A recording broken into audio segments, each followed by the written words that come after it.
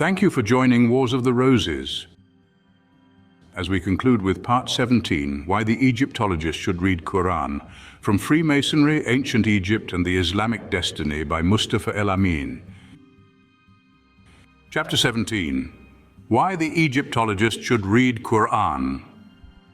The Holy Qur'an is the summation of all the scriptures and ancient wisdom. Some have claimed that the Prophet Muhammad wrote the Qur'an. Others claimed that the Qur'an is a product of ancient Egypt. There are many things in the Qur'an that relates to some of the wisdom of Egypt and other truths that existed before it was revealed to Prophet Muhammad. That is the precise reason why it should be read and studied by the Egyptologist. Truth has been unfolding from the time the first human being was created. Truth is one. Therefore, if you find truth in the New Testament, in the Torah, in the sacred scripture of the Hindus and the Buddhists, or in the ancient Egyptian Book of the Dead, or any body of knowledge, if you find that same message or truth in the Qur'an, that should only serve as a confirmation of what you have found. Allah reveals in the Qur'an that the Qur'an, confirms and corrects the scriptures that came before it. The same Creator that revealed the great knowledge and science to the ancient Egyptians is the same Creator who revealed the Qur'an to Muhammad. The fact of the matter is that all knowledge comes from Allah, God, and no man can attain a drop of wisdom without the permission of Allah, God. Man did not arrive at knowledge and truth by himself. Every human being is born into a creation that is already endowed with great signs and symbols. The trees, the birds, the plants, the streams and oceans all serve and feed the mind of man. The Qur'an says the creation is bigger than man. The Qur'an is not only the summation of the ancient wisdom, but it also is a guide and rule for the further progress of man. The Islamic destiny for man is to understand the precious guidance that the Qur'an provides for man on this earth. Islam is not a religion that calls man to Arab nationalism. In fact, most of the Muslims on this earth are not Arabs.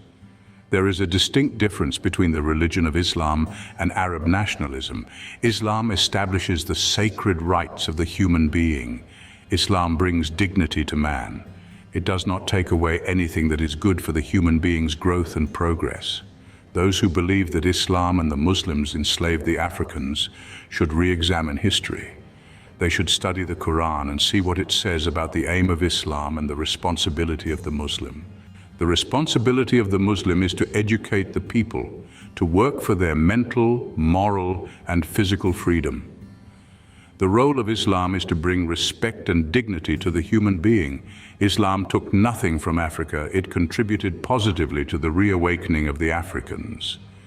There really is no need for the African-American historian to look back in the past to see what Islam does or has done in the life of the African man. All he has to do is to look at those who have accepted Al-Islam today in America. Can the African Americans today say Al-Islam has taken anything away from those African Americans who have accepted the religion of Islam? If he is truthful, he would have to admit that it has given us much more in terms of motivation, dignity, respect, courage, stability, etc. Al-Islam does not enslave us. There's a difference between Arab nationalism and Al-Islam.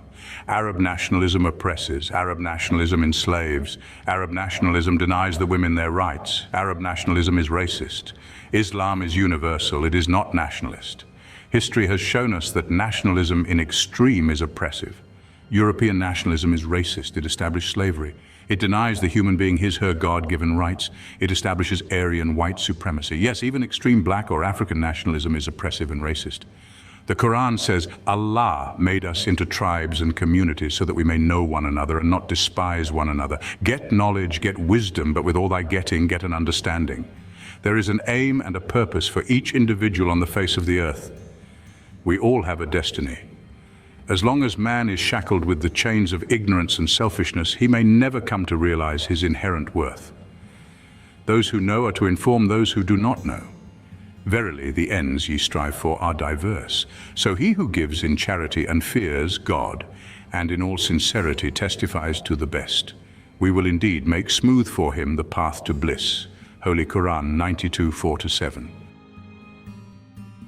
Thank you for watching, and please don't forget to share, like, subscribe and comment, and if you can, please consider donating to Wars of the Roses. Links to PayPal and Patreon are in the description. Thank you so very much.